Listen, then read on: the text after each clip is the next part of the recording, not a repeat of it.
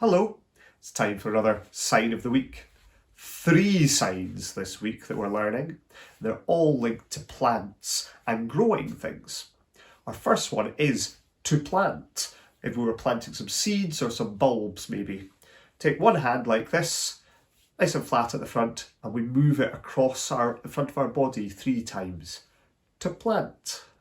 Like we're putting 3 seeds in the ground. To plant. I might say, plant the seeds. Plant. Our next one is something we might need to do if we are planting some seeds. We might need to dig the soil away, so we're going to do to dig.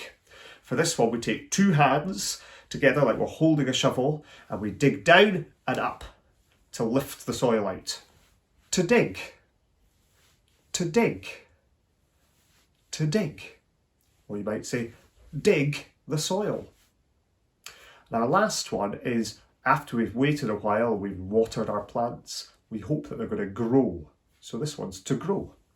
Take one hand like this, cover the other hand, and we go like this.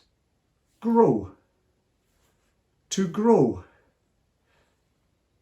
Grow. The leaves grow out of the ground. Can you give these a try at home?